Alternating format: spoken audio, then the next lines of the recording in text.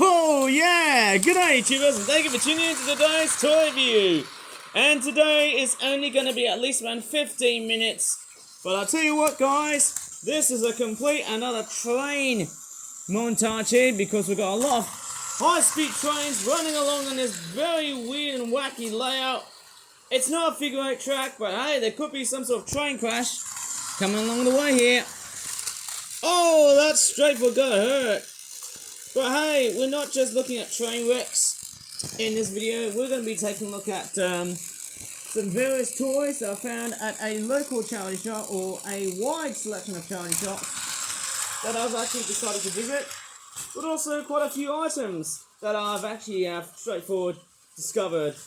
Oh my goodness me. I don't know how long this video can get into, but it's one of these things you can't really fit in as much as possible on videos like that somehow. But what I'm going to be doing is I'm actually going to be showcasing a lot of my charity shop toys, but also toys I used to collect when I was a child. Okay, let's go ahead and take a look in this video right now before this video gets absolutely derailed. Sorry for the pun. Yeah, I'll tell you what, there's been a lot of train fun so far in this toy review. There's just so much of it here. Okay, let's get this baby going. Yeah, fire, here we go. And I'll tell you what, this is going to be absolutely rough and ready because I can tell you what, the noise coming out from the trains is going to be mental. It really is going to be a complete mental house. But anyways, I'm going to start straightforward reviewing. Let me just select one toy that I'm going to pick off. And actually, let me just pick off a few toys from a very important theme here, and that is dinosaurs.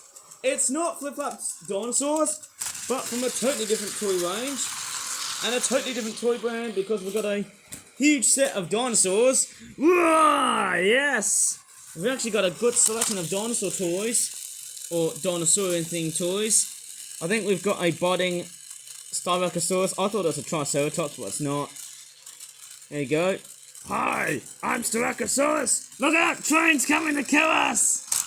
There you go. Basically, this Styracosaurus has got a chomping jaw action toy. I don't know if it's a Jurassic Park or a Jurassic World themed toy. It could be just a generic dinosaur. And I'm just keeping an eye on the trains here so that they just won't derail off the tracks. Quite curious, those mentally, vitally, I don't know. These things are just fast. I can't keep my eyes out of my my concentration skills I've got at the moment. But anyways, this Styracosaurus here has got like a red eye. Amazingly, it's got like a beak sort of thing here, and there's a button feature here where you can just push the button here, and then all of a sudden its mouth will just move. Or this upper mandible here, which is of course the top jaw part of the head, actually moves upwards. Quite a nice looking thing. There's a bit of articulation going around here on the tail, on the back there. You can basically pose that if you want to. And you can actually move the legs on that thing here too. I don't know if it's a licensed toy or not. It could be just a generic dinosaur themed toy. It doesn't have to be Jurassic Park or Jurassic World. But it is quite a stunning little toy. Although I do feel like that the tail quality is a little bit cheap. And what's really interesting is that the whole dinosaur has been screwed except for the head. That's probably one of the most interesting aspects that I've actually found on this toy. Quite an amazing design, that thing. Lovely detailing around here, considering it's one of these things where, you know, a toy like that which will be sold for £2, not too bad for the fact it's a little bit like some sort of weird action figure thingy-majig. And I feel like I've got 10 minutes of recording left because my tablet is straightforward losing a lot of memory, which is a little bit sad. But anyways, let's move on to another dinosaur toy, and it's this. And what is that? It's some sort of... What's that? Oh, I'm gonna eat that train! Yeah! Train wrecks! That's weird, isn't it? Strangely enough, that looks like a baby Tyrannosaurus Rex. For some reason, it's got like little tiny baby looking feet, and there's a head. Oh, oh, oh! Yeah, that's kind of scary looking. Pretty much that thing. You can actually clip it onto your finger if you want to. Quite a very weird looking toy. It's not that very dangerous, obviously, for a toy like that. You can actually lift this handle on the top there, attached to the head, permanently, and as you can see, the dinosaur's head on the top moves its upper jaw. And the arms are also quite articulated as well. Quite a fairly nice looking toy. And you can see why. And it is a fairly nice looking toy. And actually, it is a licensed Jurassic Park toy. Because as you can see, there's actually a little logo for Jurassic Park or Jurassic World. As you can see. There you go. I'm not sure how much is... The camera is playing stubborn this time. I don't know what's going on here. But there you go. You can just see the Jurassic World, Jurassic Park logo right here. There you go. You can just see it. A little bit of a paw print of the logo right here. Anyways, let's move on to another toy, which will be fairly much decent somehow. And it's this weird... Okay, I might as well just turn off the other train because I don't want to waste some fresh batteries. The batteries I've got are from Kirkland. I think the Kirkland batteries, I think that's what you get from Costco. Quite nice to know, isn't it? Anyways, let's take a look at this weird motorcycling, dinosaur-looking toy thing. Wow, it's got like a bit of a motorized sort of dude out there, and the thing takes off. It's quite weird. I wonder what sort of dinosaur is that? Dilophosaurus. Maybe it's sort of the one that looks like the one that killed Dennis Nedry from Jurassic Park. It doesn't have a tie on the front. There were other dinosaurs in that toy range. I think there was a pterodactyl, which is not a dinosaur, and then you've also got triceratops as well. They're about £1, but hey, they're not as bad as you might think. They're pretty much cheap as chips. Very, very nice looking toys. I mean, it's one of these things. Quite a very collectible looking little thing. It looks like something out of Mario Kart. Going by the looks of the detailing of that toy there. And it actually has a very nice style. Very chronically nice. I don't think you can detach the dinosaurs from that thing. And actually you can take out the dinosaur figure. Oh, look at that. That's quite nice, isn't it? It's not that very well articulated. It's only just a hollow looking plastic looking figure thing. It doesn't really sit very well. But it is quite a nice, stunning little toy. You could have probably like mix and match other dinosaurs, but I just picked Dilophosaurus for that reason. Of course, it somehow does not matter. Somehow, looks very cute, but also quite very goofy looking at times, going by the eyes. Hey, that dinosaur toy, man, fairly awesome indeed. And there's also a logo which was that a license plate? It says number H-21 or number H-21, and the train has totally and utterly derailed. Well, honestly, because it's a bullet train, I'm pretty sure the nose part makes it very hard to make it run very fast. Okay, that was actually quite a nice looking motorcycle, but hey, let's move on to other vehicles, eh? Who knows, I can get this whole dinosaur thing back into place. Yeah, and let's take a look at the other toys I'm about to showcase. Okay, let me just grab them in, and I'll show you quite a few toys. Remember I showed you the toy car that looks like that? I think it's Wingo. Well, guess what? Of course, you might have seen Mater in a previous video, but what you don't actually realise was that before my YouTube channel started, and strangely enough, this actually takes me back to around, I don't know, maybe 15 years ago, or I can't really tell, because it's a long period of time. Somehow, and I don't know what to really say, but I'm probably guessing about maybe 17, 18 years ago, maybe 19 years ago, 18, 17 years ago, I used to collect a lot of Disney Pixar's Cars toys here, of course. Let me just show you. I've actually got a few more toys that I want to show you. Off we go. So we've actually got quite a few Disney Cars toys right here. Let me just start with Lightning McQueen. Here we go. It doesn't have the rusties on the spoiler right here. It's quite a fairly nice collectible. I actually noticed that this toy is very well loved. Fairly nice looking toy car.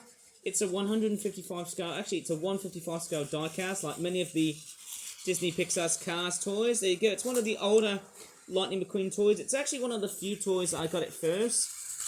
Fairly awesome toy car. And then I've also got, is that Boost? Obviously, I'm sorry if I haven't got the names correct now of all of the Cars characters. And then it's quite a fairly weird looking car. It's basically a tuner car, just like Wingo in the background there. And yeah, it's actually got a very weird looking flimsy spoiler thing going around here.